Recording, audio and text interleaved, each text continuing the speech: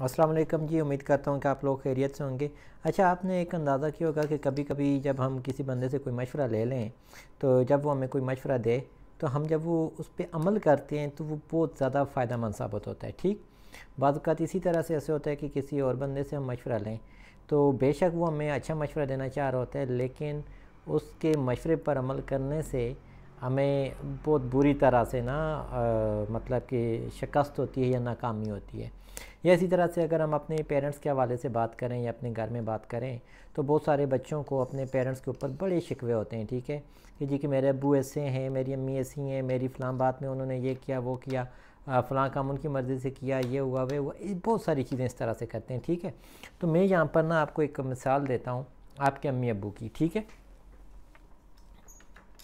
मिसाल के तौर पर ये आप खुद हैं और आपने अपनी अम्मी से कोई मशवरा मांगा, ये आपकी अम्मी चलो बहुत छोटी हैं लेकिन चलो अम्मी समझ लें, या फिर आप अपनी बहन समझ लें या भाई समझ लें। ठीक है, ये आप अपना कोई और बहन भाई समझ लें। ठीक है, और ये आप अपने अबू समझ लें या ये भी अपने भाई समझ लें, यानी कि आपकी जो ब्लड रिलेशनशिप्स हैं आप इनसे कोई ना कोई मशवरा लेते हैं।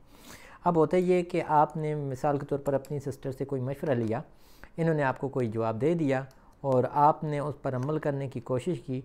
कुछ अरसे के बाद आपने देखा कि उसमें आप बुरी तरह से नाकाम हो गए और आप अपनी नाकामी का जितना भी है ना ज़िम्मेदार आप इनको ठहराएंगे। ठीक है, और ये सारी ज़िंदगी गिल्ट फील करती रहेंगी कि शायद मैं ये बात ना करती, मैं वो ना करती, ऐसा ना करती, वैसा ना करती।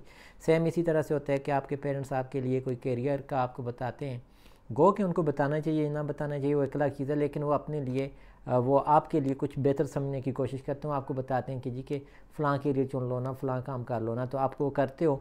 अब नाकाम होते हो तो आप फिर सारी ज़िंदगी उनको कोसते हो कि देखो मेरी अम्मी ने मुझे कितनी बुरी तरह से फंसा दिया है। ठीक है, अच्छा, अब यही चीज़ अगर हम एक क्रिकेट ग्राउंड की तरह कर लें, या हम क्रिकेट ग्राउंड को भी छोड़ दें, हम फुटबॉल ग्राउंड की मिसाल ले लेते हैं। ठीक है, उसमें अगर आपने देखा होगा तो इस तरह से एक नेट सा लगा हुआ होता है जिसको हम गोल कहते हैं। ठीक है ना, वहाँ पर आपने एक फ़ुटबॉल जो होता है उसको आपने किक लगानी होती है, यानी कि ये फ़ुटबॉल है और आपने इसको किक लगानी है जो कि यहाँ पर चला जाए। अच्छा, अब यहाँ पर अब आप खड़े हो। ठीक है, आपके इर्द गिर्द बहुत सारे लोग होते हैं। ठीक है, मुख्तलिफ़ यूनिफॉर्म्स में होते हैं, जैसे भी होते हैं। आप क्या करते हो कि आपको पता होता है कि मैं अगर अपनी कैपेसिटीज़ का आपको पता होता है कि अगर मैं किक लगाऊंगा तो हो सकता है कि यहाँ तक ना पहुँच सके।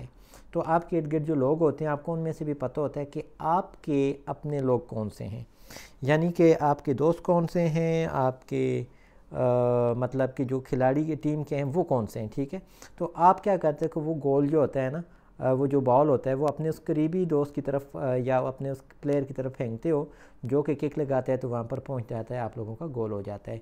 यानी कि आपको पता होता है कि यहाँ पर आपको मदद की ज़रूरत है, आप इससे हेल्प लेते हो और ये कर लेता है। बाज़ औक़ात ऐसे भी हो सकता है कि जब आपने इसको भेजा, इसको बॉल सेंड किया, फेंका, और इसने कोशिश की उसको किक करने की, लेकिन यहाँ पर जो मुखालिफ टीम थी उनमें से किसी बंदे ने उसको रोक लिया, या बाई चांस से किक अच्छी ना लगी, वो बाहर चला गया और आपका गोल नहीं हुआ। इसका मतलब हरगिज़ ये नहीं होता कि ये आपकी मदद नहीं कर रहा था। इसका मतलब ये होता है कि ये आपकी मदद तो फुल कर रहा था, लेकिन यहाँ पर ग्राउंड रियलिटीज़ कोई डिफरेंट थी, जिस वजह से आपकी नाकामी हुई। वो सिर्फ आप ही की नाकामी नहीं होती, वो इस सारी टीम की नाकामी हो सकती है। अच्छा, अब बाज़ औक़ात ऐसे होता है कि अब आपको सेम उसी गोल को आप देख लें, उसी बॉल को देख लें, आप किक लगाते हो। ठीक है, ये आपका अपना खिलाड़ी है, ये कोई और खिलाड़ी है जो आपकी अपनी टीम का नहीं है। अच्छा, अब आपने इसको बाय चांस जब किक लगाई, ये इसके साथ टच होके जाकर गोल हो गया, तो अब गोल होने का मतलब ये हरगिज़ नहीं कि ये बंदा जो है ना ये आपके फेवर में था। हो सकता है कि ये बल्कि चाहता ही वो ये कि वो आपका गोल ना हो, क्योंकि आपका गोल न होने की वजह में ही इनकी जीत होती है। सही है, और यहाँ पर इसका आपका गोल होने की वजह से ही इसकी जीत है और इसका आपका गोल होने की वजह से इनकी हार है। ठीक है, अब अगर आप हकीकत में देखेंगे तो आपको अपनी फैमिली में भी बहुत सारे लोग ऐसे मिलेंगे, या अपने इर्द गिर्द बहुत सारे लोग ऐसे मिलेंगे जो आपके फेवर में होंगे, लेकिन वक्ती तौर पर आपको लग रहा होगा कि वो मेरी फेवर में नहीं है, ख़ुसूसन माँ बाप बहन भाई। तो इसलिए साइकोलॉजी का एक उसूल है कि आप अपने जो क्लोज़ रिलेशनशिप हैं, जहाँ से हम पैदा हुए होते हैं, जो हमारे साथ पैदा हुए होते हैं, उनको हम पेचअप करें। ठीक है, तो ये जो साइकोलॉजी है ना, ये इस तरह से पिरामिड में काम करती है, ठीक है। तो यहाँ पर जो आपका सबसे पहला जो नीचे वाला जो होता है ना एरिया, इसमें आपके सोशल रिलेशनशिप, ठीक है, या फैमिली बाउंड्री जो होता है वो पेचअप करना ज़रूरी होता है। अगर यहाँ पर ये प्रॉब्लम सॉल्व ना हो, रिजॉल्व ना हो, तो फिर आपको आगे सवियर किस्म के माल एडजस्टमेंट का शिकार हो जाते हैं, ठीक है, यानी कि आपको सोशल सपोर्ट नहीं मिलती। इसलिए हमेशा से ये कोशिश करनी चाहिए कि हमारे जो फैमिली मेम्बर्स होते हैं उनकी जो हमारे साथ उठना बैठना है, या वो हमें कोई गिफ्ट देते हैं या हमारे साथ कोई अच्छी बात करते हैं, उनको उसी हिसाब से हम ट्रीट भी करें और उनकी उस मेहनत को, उनके उस काम को हम अप्रिशिएट करें। और इसी तरह से अगर उनसे कोई ना कोई गलती हो जाती है, यानी कि गोल नहीं होता, वो आपके लिए कोई नाकामी का सबब भी बन जाते हैं, तो उसको दरगुजर करना चाहिए, माफ़ कर देना चाहिए और नेक्स्ट मूव ऑन करते रहना चाहिए। बिल्कुल ऐसे ही जैसे कि यहाँ पर आपका ये वाला गोल ना हुआ, कोई बात नहीं, नेक्स्ट राउंड भी तो आएगा ना, अगले राउंड में आप कर लो, ठीक है। तो इस तरह से जो गलती इस बार हमने दोहराई वो दोबारा नहीं दोहराएंगे।